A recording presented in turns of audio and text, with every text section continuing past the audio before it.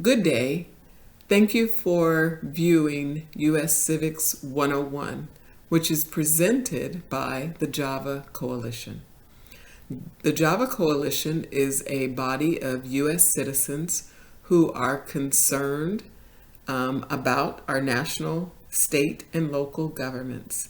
We seek to be informed and to inform others. This presentation will inform you of your rights as a citizen of the United States of America. Ask, what is civics? Well, according to dictionary.com, civics is defined as the study or science of the privileges and obligations of citizens. As a citizen of the United States, you certainly have privileges and you have obligations. Let's dive into what this means. The benefit of understanding civics and your right to vote. So if you understand civics, it prepares citizens to be informed and active citizens. Citizenship is an active position. It equips us to change the world around us. In addition, it helps us to gain a better understanding of our roles and responsibilities as active citizens. The right to vote is a key responsibility of citizenship. You can't be a citizen and just sit on the sidelines and not participate. Look at the voting rights timeline. The United States was established as one nation under God, indivisible, with justice and liberty for all. Well, all didn't really mean all. In 1870, the 15th Amendment was passed, which said voting rights can be denied based on race, color, or previous servitude. So that allowed states and local governments to put in place different elements that could prohibit groups of people from being able to vote, specifically people who were of African American descent or Black. Okay, race, color, or previous servitude, that has Black people written all over it. Then in 1920, with the 19th Amendment, women received the right to vote. Okay, still, that didn't say that people of color could vote. In 1964, the 24th Amendment outlawed poll taxes, and we'll talk a little bit more about what that looks like. Finally, in 1965, almost 100 years later from when Black people were not allowed to vote, the Voting Rights Act banned literacy tests and other methods that were used to disenfranchise Black voters. Then in 1975, there was an extension of the Voting Rights Act, which required jurisdictions to provide translation materials and to facilitate voter registration for groups that did not have English as their first language. The voting rights timeline shows the different obstacles that different groups have had to overcome in order to gain rights, the rights of a citizenship and the right to vote. Look at the 15th Amendment and look at it a little bit more in depth. It says, the right of citizens of the United States to vote shall not be denied or abridged by the United States or by any state on account of race, color, or previous condition of servitude. So this could have been settled with the 15th Amendment had it been implemented correctly. However, the right to vote is a powerful tool. And so at every turn, there were people who were trying to disenfranchise different groups and to get them not to be able to participate in the process. So although the 15th Amendment said everybody who was a citizen could vote, separate groups had to fight for the right to vote. The 19th Amendment allowed women the right to vote, but not without a fight. The 15th Amendment has been passed. Every citizen should have the right to vote. However, there were poll taxes. What is a poll tax? You have to pay a certain amount of money in order to be able to vote. So there were southern states of the former Confederate Union which adopted poll taxes to prevent blacks from voting. Finally, the 24th Amendment prohibited both Congress and the states from conditioning the right to vote in federal elections on the payment of a poll tax or any other types of tax. Now, do you see some holes in here? The 24th Amendment, which is national, is preventing Congress and the states from conditioning the right to vote in federal elections. So the 24th Amendment protects black citizens for national elections, but what's going to protect them in local elections? As we dig a little deeper into some of the obstacles that different groups had to overcome because they were disenfranchised, we see that there were poll taxes where citizens had to pay a certain amount in order to vote. There was violence.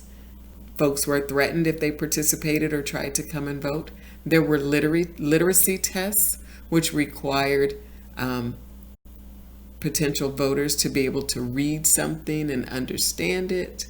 And in addition, there were grandfather clauses, which said that maybe you couldn't vote if your grandfather hadn't voted. Now, because remember the 15th Amendment provided an avenue for all citizens to vote, yet there were obstacles for people to vote. So if your grandfather couldn't vote, then you couldn't vote. Well, we got your grandfather not to vote, so now that means that you can't vote. We can make you read this statement, and if you can't read it, now you can't vote. You have to pay a certain amount of money, and if you can't pay it, now you can't vote. And then how dare you come and vote? We're going to terrorize your family or maybe even kill a family member. So all of these were obstacles that kept being placed in front of groups of people, especially blacks, to keep them from voting. After all this, you might say, gosh, my vote is very powerful. The ability to vote, the right to vote, is a very powerful tool. Otherwise, why would all of these obstacles be put in place to prohibit people from voting, to disenfranchise groups from voting? The Voting Rights Act of 1965 finally banned literacy tests and any other disenfranchisement efforts. So in this comic, you see that there's a polling place and there are people waiting in line, as what typically happens when you go to vote. There may be a line. Don't be discouraged. Okay? This one man on the left, let's say the white gentleman, says, "Did you have to wait long?" And the black gentleman on the right says, "Only a few hundred years," because the 15th Amendment had been passed over 100 years prior, almost 100 years prior, and yet blacks were still not allowed to vote until the Voting Rights Act of 1965, which banned all of those additional hurdles that were put in place. The vote is a powerful tool.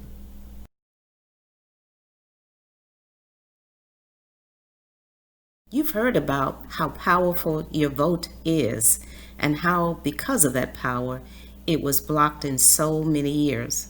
But let's talk about the details of that power. The power of your vote gives you the ability to choose your leaders and support the issues that are meaningful to you. It gives you the power to make a difference in your community, your city, and our nation.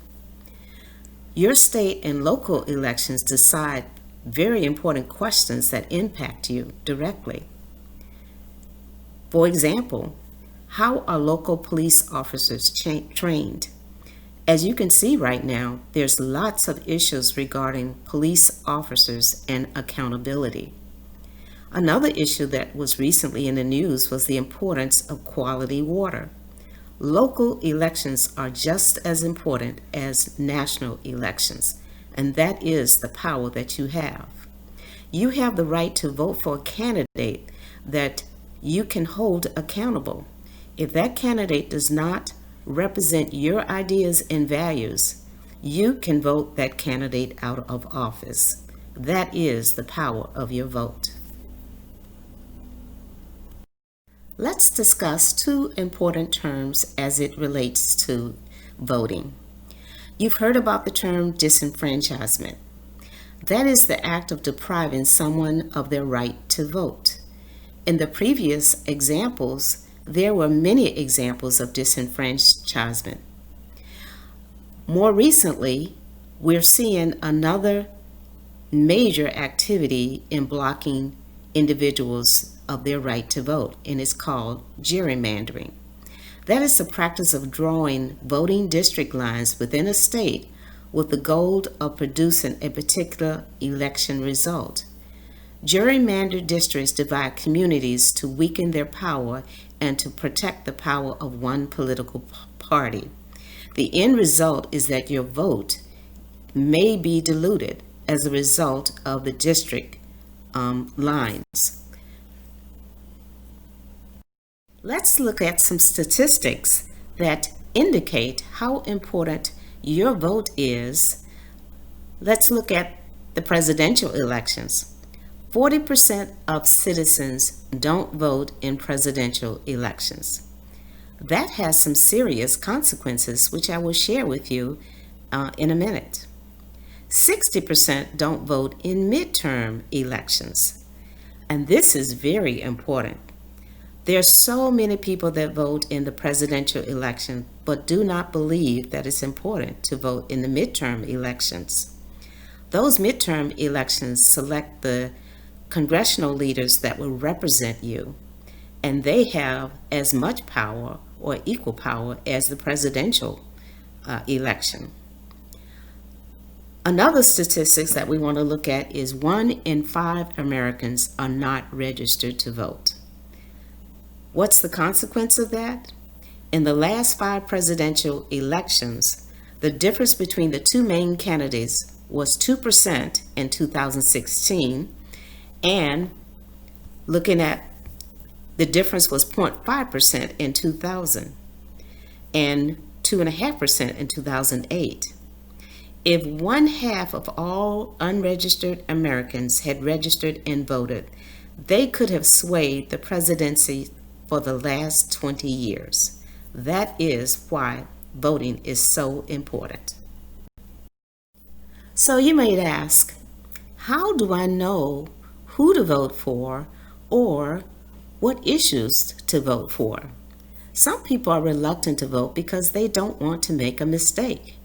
Well, here's some ideas for you to consider.